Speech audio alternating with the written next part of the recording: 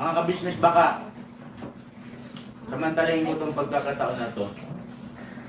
Kung po pwede po sana, lalambing ako sa inyo. Supportahan niyo po yung Anime Reactors TV. Solid ka business po yan. Tapos ano po kasi siya, bedridden na po mga ka-business. So sa pamamagitan ng pagbablog, awa ng Diyos nga, na-monetize na siya. Nagkakaroon siya ng kaunting revenue. Kailan maliliit lang kasi yung views niya. Baka pwede po suportahan natin si Anime Reactors TV. Yan. Pero bedridden na po siya. Kaya mapapansin nyo yung at least na mukha niya, pinapakita niya. Cartoon character. Portal po natin yan, Anime Reactors TV.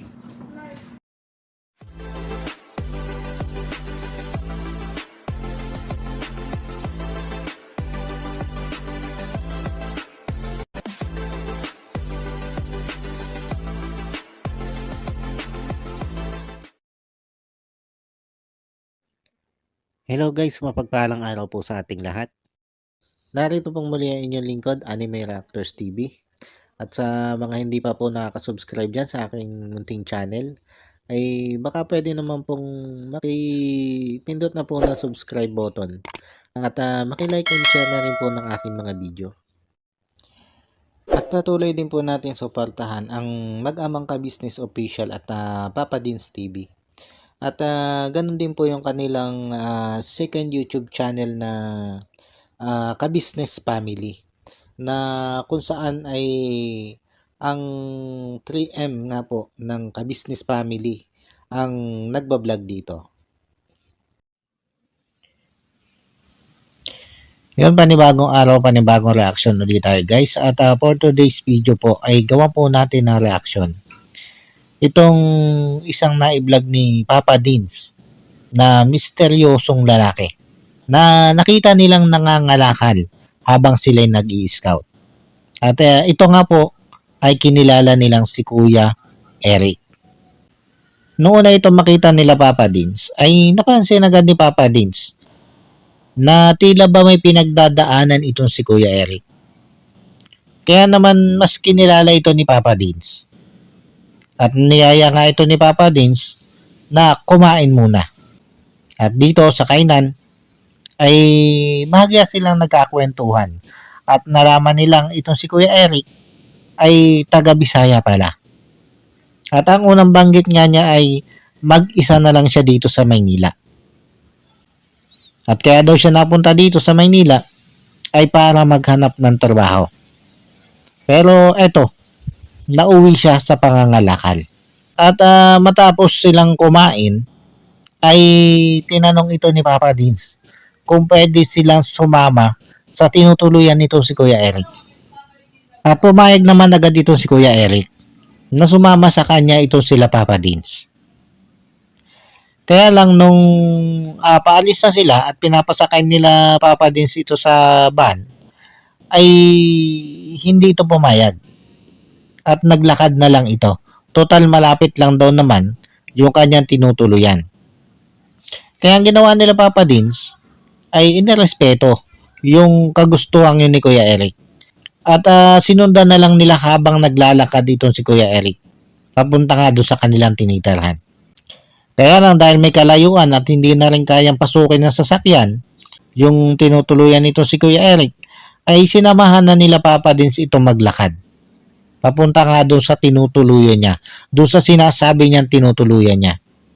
At pagdating nga doon sa taas ng Borol, ay doon sa mga bahayan doon, ay nalaman natin na ang isa sa may bahay doon ay kapatid nito si Kuya Eric. At dito mas napalalim nila Papa Dins yung patungkol dito kay Kuya Eric. At yung sinasabi niya mag-isa na lang siya dito sa buhay, dito sa Maynila, ay tila nagkatugma naman. Tila nagkatali. Kumbaga kahit meron siya kasi ditong mga kapatid sa malapit lang sa kanyang tinutulugan, ay mag-isa naman siyang tumutulog doon sa may gilid ng bangin. Kumbaga ayaw niyang tumulog dito sa bahay ng kanyang kapatid. At ang katwiran niya kasi, ay hindi siya makatulog dito. At mas nakakatulog nga daw siya pag mag-isa siya doon sa gilid ng bangin. At ang kwentong ito ni Kuya Eric ay kinumpirma naman ng kapatid niya. Ang sabi nga ng kapatid niya ay sinusubukan naman nilang doon patulugin sa bahay nila. Kaya talagang ayaw daw nito si Kuya Eric. At may nabanggit itong si Kuya Eric na mas gusto nga daw niya mag-isa para wala daw gulo. At dahil sa mga ganitong pahayag nito si Kuya Eric, ay tinanong ito ni Papa Dins kung ito ba ay may pinagdadaanan. Nung una hindi niya sinabi kung ano yung pinagdadaanan niya. Pero may nabanggit agad itong atin nito si Kuya Eric. Ito si Kuya Eric nga daw ay may nervous breakdown. At nung palalimin ni Papa Dins yung sinasabi nitong atin ni Kuya Eric, na ito si Kuya Eric nga daw ay may nervous breakdown, ay dito utay-utay na nagkwento ito si Kuya Eric kung ano ba yung nangyari sa kanya dati. May ikwento ito na nung siya daw ay nandun pa sa probinsya nila, doon sa Dumaguete, ay nakaranas siya ng sila ay pinagsasabong dahil lang sa babae. Pero itong pangyayari doon na ito ay nung nag-aaral pa lang siya. Kumbaga elementary pa lang daw siya ay nakakaranas na siya ng masangkot sa mga gulo, sa mga away-away. At nung magtrabaho siya dito sa Maynila, ay may hindi din maganda siyang pinagdaanan dito. Naikwento nga niya na yung kanya daw mukha ay duguan. Kumbaga mas matindi pa nga daw yung dinanas niya dito kumpara doon sa dinanas niya sa probinsya. Bagamat hindi na ito napalalim ni Papa Dins ang patungkol dito, hindi na naidetalye nito si Kuya Eric kung ano ba yung nangyari. Kung bakit siya nabugbog ng ganon, bakit siya humantong sa naging duguan. Pero nabatid natin na ito yung naging dahilan kung bakit siya nagkaroon ng nervous breakdown. At sa ngayon nga, ay mas ninanais na niya mag-isa para makaiwas siya sa gulo. Kumbaga yung desisyon niya mag-isa na lang siya sa buhay, wag na makisama sa ibang tao, yun yung naging paraan niya para makaiwas sa gulo. Dahil ang tingin niya ay pagkasalamuha siya ng maraming tao ay maaaring magkagulo. At marahil dahil nga doon sa gulo na nakasangkutan niya nung nandito siya sa Maynila at nagtatrabaho, ay ito yung naging dahilan kung bakit siya tila nawala ng tiwala sa tao. Sabi nga niya, may mga tropa-tropa din naman siya, pero hindi siya nakikisama dahil ayaw nga niya ng gulo. Kumbaga takot na siya. Takot na siyang mapasok sa gulo. Kaya nagkaroon siya ng takot sa mga tao sa paligid niya. O tila ba nawalan siya ng tiwala sa mga tao na nakakasalamuha niya. At kahapon nga lang po ay nagkaroon ng vlog itong si Papa Dins patungkol ulit dito kay Eric. Patungkol sa update dito kay Eric. At dito ay natuklasan nila Papa Dins kung gaano ka delikado yung lugar na tinutulugan nitong si Kuya Eric. Dahil ito'y nasa gilid talaga ng bangin. Sobrang gilid dito ng bangin, guys. Na once na magkamali ka ng apak at nadulas ka, ay siguradong sa baba ka ng bangin pupulutin.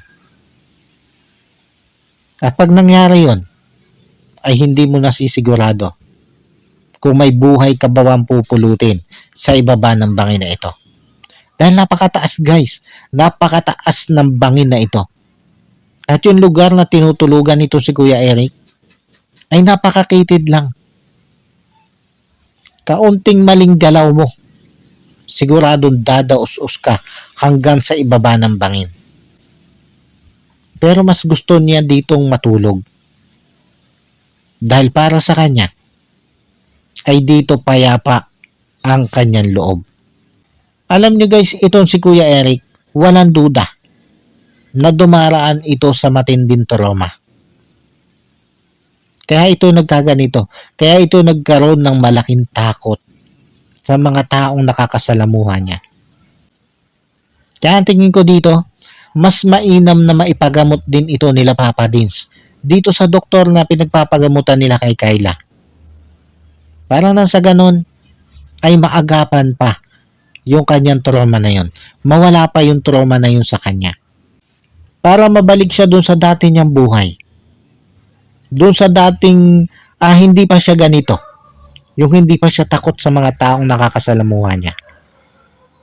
Yung mayroon pa siyang tiwala dun sa mga taong nakakasalamuha niya. Dahil kung titingnan natin ito si Kuya Eric, hindi pa naman ito ganong kalala.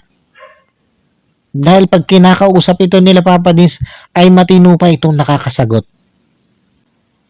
Bagamat sa pananalita niya, ay halata naman natin na ito'y may something, na ito'y may pinagdadaanan.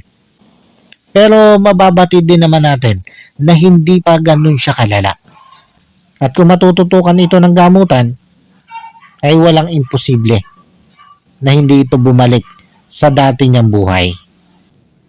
Alam niyo guys, nakakatuwa lang na ang nagiging vlog ngayon nila Papa Dins at ka-business ay natatagpuan nilang tutulungan. Ayaw katulad nito sila Kuya Eric, ni Kuya Tony, at nito si Kyla. Ito kasi guys yung mga taong kailangan talaga ng tulong. Yun talaga masasabi mong kung ikaw ay isang tao na may roroon din laang, ay ito yung masarap na paabutan ng tulong, na pag-share ng mga blessing. Kaya alam nyo guys, sa totoo lang, kung ako lang yung katulad ng mga nag-i-sponsor dito kay La Papa Dins, dito kay Laka Business, mas ito yung pagtutuunan ko ng aking pera. Mas ito yung aking pagbibigyan ng aking i-sponsor. Yung halimbawa na lang, itong mga sponsor nitong mga kagwang, alam naman natin kung gaano kalalaki ang ipinapadala ng mga sponsor nitong mga kagwang. Kung ang ginagawa nito mga ito, yung kahit kalahati man lang na ipapadala nila dito sa mga kagwang, ay ibigay nila dito kay Laka Business, kay Papa Dins, para dagdag doon sa financial nila na itinutulong sa mga kababayan natin. Di ba guys? Kasi ito mga kagwang naman, sumasahod naman ito eh. Ang lalaki ng sahod nito. O hindi naman sinasabi natin na tanggalan na lang ng sponsor itong mga kagwang. Pero yung guys, yung kalahati man lang sana, yung kalahati man lang sana ng binibigay ng sponsor dito sa mga kagwang, ay mapupunta dito sa pagkakawang gawa nila ka-business. Napakalaking tulong na nito sa ating mga kababayan na tinutulungan nito sila ka-business. Mas mapapalawak pa nila ka-business yung kanilang pagkakawang gawa, yung kanilang pagmimisyon, yung paghahanap nila ng bago nilang matutulungan. Kung yung mga sponsor lang sana, ay yung halip na lahat ng ipapadala nila ay ibibigay nila dito sa kagwang, ay hatiin man lang nila at ibigay nila dito kay Laka Business para maging pondo doon sa ginagawang pagtulong o pagmimisyon nitong sila ka-business. Di ba guys, napakasarap sana nun. Napakasarap nun sa damdamin. Ito naman guys ay opinion ko lang. Hindi ko naman sinasabi na itong mga sponsor na ito ay mag-back out na ng pagbibigay dito sa mga kagwang. Kumbaga, ang pinupunto ko lang dito ay parang mas masarap na paglaanan ng pera. Parang napakasarap na mas sponsoran itong pagkakawang gawa nila ka-business nila Papa Dins. Dahil alam naman natin guys, at ipinahayag na rin naman ni ka-business na yung mga channel nila ay dumaraan ngayon sa isang matinding pagsubok. Kaya ito reaction video kong ito, siguro ito yung isang panawagan na rin para dito nga po sa mga nagpapadala ng sponsor na mas maganda po siguro kung itong pagmimisyon nila ka-business ang paglaanan nyo po ng inyong mga pera. Dahil sa tingin ko po, ang mas higit na nangangailangan ay yung mga kababayan natin na sobrang naghihikako sa buhay. Yung mga kababayan natin na tinutulungan nila ka-business. Yung masasabi natin na salat talaga sa pamumuhay. Siguro po ito yung maganda na paglaanan po natin ng pansin. Na mas paglaanan po natin ng ating mga labis na biyaya na natatanggap galing sa ating Panginoon. Ika ngay mag-share ka na rin lang, ay dito na sa mga taong talagang karapat dapat. Hindi naman po sinasabi kong itong mga kagwang ay hindi karapat dapat na paabutan ng sponsor. Kundi ang binabanggit ko po, ang gusto ko pong iparating ay bukod dito sa mga kagwang, ay may mga tao pa po na higit pang nangangailangan. Yung mga tipo ng tao na wala naman talagang sinisweldo, na wala naman talaga na pinagkukunan. Na minsan nga, ay hindi na nila magawang kumain ng 3 beses sa isang araw. Dahil nga po sa sobrang hirap ng buhay. Samantalang ito namang mga kagwang ay may malalaki ng sweldo. Kung tutuusin, doon sa sweldo pa lang nila, ay kayang-kaya na nilang buhayin ang kanilang mga pamilya. At kaya pa nilang mag-share ng kanilang mga blessing. Kung igugustuhin nila. Di ba guys? Inuulit ko po, ito'y opinion ko lang. At hindi ko po kayo gustong pangunahan. Dahil sabi ko nga, kung ako yung tao na may extra blessing na i-share ko sa iba, isalip na dito sa mga sumisweldo ng malaki ko ibigay o i-share itong aking blessing, ay dito ko na i-share sa alam ko makakatulong doon sa mga kababayan nating kapos sa pamumuhay. Pasintabi na po doon sa mga sponsor nitong mga kagwang. Kumbaga itong akin naman po ay parang naisip ko lang. Hindi ko naman po sinasabi na mali yung ginagawa niyong pag-i-sponsor dito sa mga kagwang. Hindi ko po sinasabi yan. Dahil unang-una hindi ko naman po pera yan. Yang inyo ipinapadalang yan. Kumbaga yung sa akin ay yun lang yung naisip ko. O hindi naman masama. Napaabutan mo ng pagmamahal dahil natuwa ka dito sa mga kagwang na ito.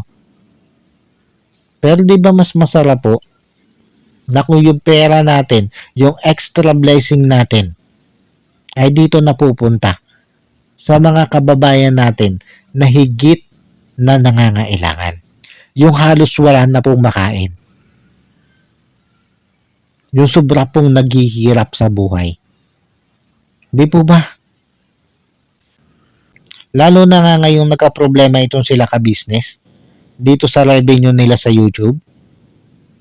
Ito yung masarap tulungan guys. Dahil nakikita naman natin na napakalaking epekto sa kanilang pagmimisyon nitong pagbagsak nga ng kanilang revenue sa YouTube. Dahil siguro naman napapansin nyo na hindi na makapag-mission itong sila ka-business araw-araw. Hindi sila makapagganap ng mga bagong matutulungan araw-araw. Dahil kapos nga sila dun sa financial eh. Gawa nga nitong naging problema nila sa revenue nila sa YouTube. Kaya kung aagapayan natin sila, tayong meroroon, tayong may mga maiipaabot sana, kung maaagapayan natin sila, napadala natin sila ng pagmamahal, ng sponsor, para doon sa pondo nga nila sa kanilang pagmimisyon, ay makikita natin na mas marami silang matutulungan. Dahil kita naman natin kung paano humawak itong sila ka-business na mga ipinapadala ng sponsor. Transparent ang mga ito. Naka-audit yan. At sinasabi nila kung saan nila ginagastos o kung saan nila ibinibigay. Kaya doon po sa mga nagpapadala dito kay Laka Business ng sponsor para doon sa mga kagwang, alam nyo po siguro mas maganda kung yung kalahati man lang doon sa ibinibigay nyo sa mga kagwang ay ibinibigay nyo po dito kay Laka Business para nga po doon sa pondo sa kanilang pagmimisyon. Ito naman po i-suggest ko lang dahil syempre mas kayo din naman po yung masusunod kung saan nyo po ibabahagi yung inyong extra biyaya. Yung sa akin lang po ay suggestion lang. Dahil yun nga po, nakikita ko naman na ito namang mga kagwang ay may malaking nagiging sweldo dito kay Laka Business. Kaya ano ba naman po yung kalahati man lang doon sa ipapadala natin ay mailaan na lang sana natin dito sa ginagawang pagkakawang gawa nito sila ka-business. Di ba napakasarap po nun sa pakiramdam? Nung tuwing may matutulungan sila ka-business, ay mababanggit yung pangalan nyo na itong si si Ma'am Kwan ay katuwang po namin dito sa pagbibigay namin ng biyaya dito sa aming bagong tinutulungan. Di ba napakasarap uno sa feeling? Kahit nga hindi na mabanggit yung pangalan nyo eh. Yung malaman nyo lang na yung mga itinutulong nila ka-business ay may malaki kayong bahagi. Napakasarap po sa feeling. Kaya sana itong reaction video ko pong ito, sana po ito ay makapagbigay daan sa isipan nito mga nag-i-sponsor nga po dito sa mga kagwang na yung kanilang ipapadala nga po dito sa mga kagwang halip na lahat ay ipadala nila sa mga kagwang ay maisip nila na ay yung kalahati man lang ay maipondo nga po nila dito kay Laka Business para sa ginagawa nilang pagmimisyon. Sana po, yun po yung hangad ko dito sa reaction video kong ito. Dahil nakikita naman po natin kung gaano yung pagsusumikap nila ka-business, nila Papa Dins, para makapagbigay sila ng tulong dito sa mga kababayan natin na higit na nangangailangan. Na ito nga po, kahit meron na nga po silang pinagdaraan ng krisis dito sa kanilang YouTube channel, ay nakikita naman po natin yung kanilang pagpoporsige para tuloy-tuloy silang makapagbigay ng tulong sa mga kababayan natin na higit na nangangailangan. Kaya para sa akin po, ay ang nangangailangan po ngayon ng sponsor ay itong sila ka-business at itong sila Papa Dins para may maidagdag sila doon sa kanilang budget sa ginagawa nilang pagtulong. Paano guys, hanggang dito na lang muna ulit po at sana po'y nagustuhan nyo itong aking reaction video ito. At muli po ay maraming salamat po sa patuloy pong sumusuporta at nanonood sa aking mga video. At sa mga hindi pa po nakaka-subscribe dyan sa Muntikon Channel, ay baka pwede naman pong makipindot na po ng subscribe button at maki-like and share na rin po ng aking mga video. At bago po tayo magtapos ay gusto ko na pong i-shoutout itong si Ma'am Nerissa ng New Jersey. Shoutout po sa inyo ma'am. At maraming salamat po sa patuloy nyo pong pagsuporta at sa walang sawa nyo pong panonood sa aking mga video. At ganon din po dito kay MK Inday Okray. Shoutout po sa inyo. At ganon din po dito sa mga kasamahan ko reactor dito sa Ka-Business Official at Papa Dins TV. Kila Taong Gala, Ma'am Flesh Channel, Katangay PLC, Annalisa Reality Vlog, Alminda Mix Vlog, at dito po kay Kalingap Tura. Shoutout po sa inyo. At nakikisuyo din po ako na makisuportahan po itong mga kasamahan kong reactor na ito. Muli po ay maraming salamat po at God bless po sa ating lahat. Anime Reactors, shoutout po. Suportahan natin yan si Anime Reactors TV. Yan, pakisupport po natin. Siya po ay isang bedridden na mga ka-business. check nyo po yung kanyang YouTube channel, Anime Reactors TV. Siya po siyang bedridden na, ayan, kahit papaano nakakagawa-gawa siya ng mga reaction video patungkol sa ka-business official. Suportahan po natin para kahit papaano magkaroon siya ng revenue, may magamit siya sa pambili-bili man lang ng gamot. Ano po mga ka-business.